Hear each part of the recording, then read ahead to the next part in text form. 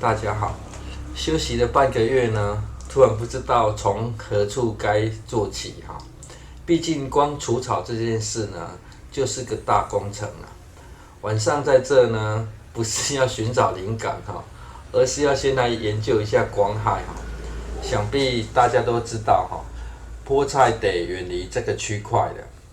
后来决定呢，来做个手动区块链农作啊。这是文言文一点的说法哈，有变高级的感觉吗？但白话一点呢，就是如何让区块种植哈同时进行的做法了。在执行之前呢，先把这区块的环境哈简略观看一下。虽然这种植区呢被分割成不同的小区块哈，但实际种植时呢，却都是互相联动着啦。今天就来挑战一下哈，1小时内呢可以做多少事啊？顺道呢也让大家了解一下哈，影片呢因为要容易说明啊，得进行不断的将做法切割啊，造成农作上呢多消耗掉不少的时间啦。眼前这内部有个特别植物哈，就是土生的龙葵啊，黑点龟哈。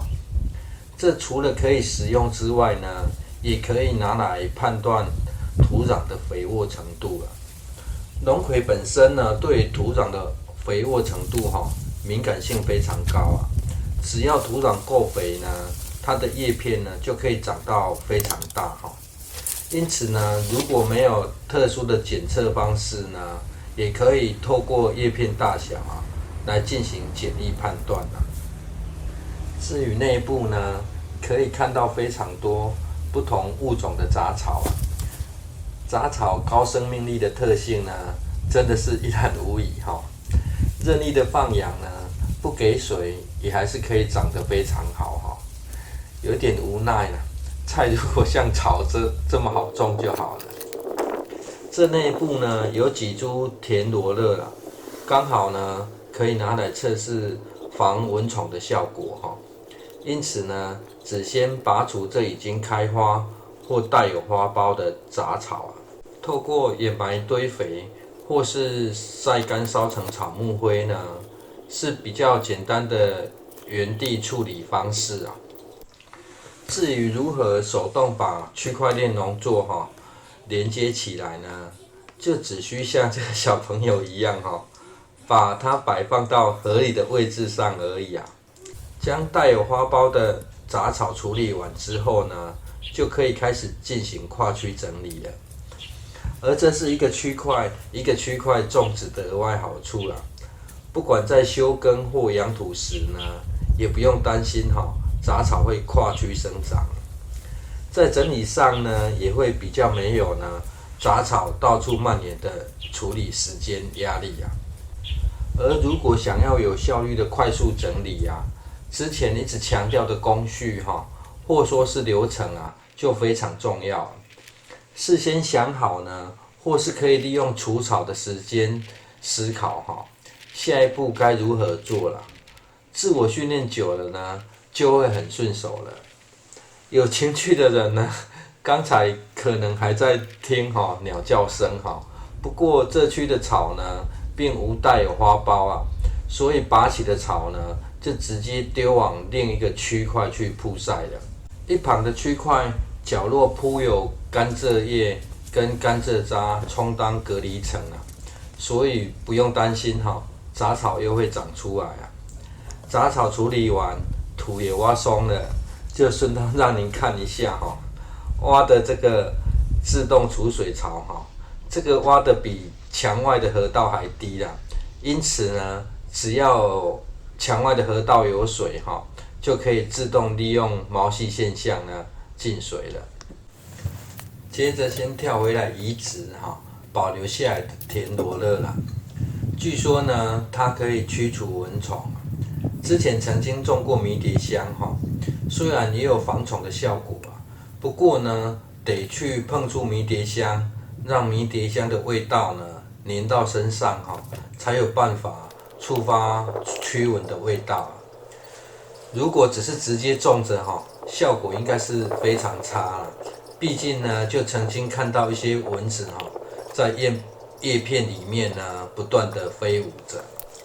移植完之后呢，再浇个水就完成了第一个区块了。有发现这样的蓄水池安排呢，可以方便省事不少吗？实际测试过整个后院呢，这样的手动浇水呢，也不用10分钟啦。所以太阳能自动浇水器呢，就被暂时封存了顺道再让大家看一下甘蔗叶与甘蔗渣的额外用途也因为充当于土壤的隔离层所以杂草才可以这样随意堆置接着又跳回来处理这剩下的杂草不过呢，这些没有花苞的杂草有额外的用处了，可以拿来保湿与增添土壤的有机质或肥分是让环境进入友善循环的好帮手日前呢，百日草种植时呢，在土壤表面铺上了修剪下的七里香枝叶，这些枝叶呢，也可以充当隔离层直接把这些拔除的杂草呢，续铺在已经干掉的七里香枝叶上呢，不但可以免除额外的善后动作那保湿隔热的效果呢，也可让下方的蚯蚓生活得更舒服啦。反正取之自然，用之自然，一切就让它更顺其自然。挑战1小时把这几个区块全部整理一遍，可能吗？应该是可以吧。影片看到目前为止呢，也才要7分钟而已可以开始种这块刚整理好的区块了吗？显然是不行等这么久呢，却没有看到在种什么，就开始在浇水这要如何交代？种植很多时候呢，需要因地制宜调整而这幼苗非常小移植的方式呢，也要调整改成先进行浇水不然等种完再浇水幼苗大概就要被冲刷走了。所以这个区块呢，先用水浇透一点等待水渗下去的时间呢，就先来将隔壁已经采收完的空间再补上新的幼苗。而这也是为何附近明明就有专业的育苗场个人却喜欢自己用种子育苗除了操之在我的感觉之外呢，自行育苗呢，也可以避掉多一层用药的风险当然呢，也还多了点弹性可以随时种当下想要种的菜不过千呼万唤始出来终于要种了吗？土壤将水吸下去之后呢，只需将土壤拨开放下幼苗呢，然后将两旁的土往根系一推呢，就完成了。这用在非常小的幼苗移植上呢，因为事后不方便浇水所以呢，这样就可以让它自由生长了。暂时就先不用再浇水。一旁移走的区块呢，整理好之后又播种了新的菜苗，这样是不是很忙？如果你有这种感觉那大概对于工序这件事情呢，有了新的体认如果事先有先想好程序1个小时真的可以做非常多的事。就像这百日草也顺道做了清除杂草的动作了。因为还没有花苞所以拔起后呢，就直接堆叠在下方即可了。能就地让它消化掉呢，就让它进入善的循环中也可以省事不少。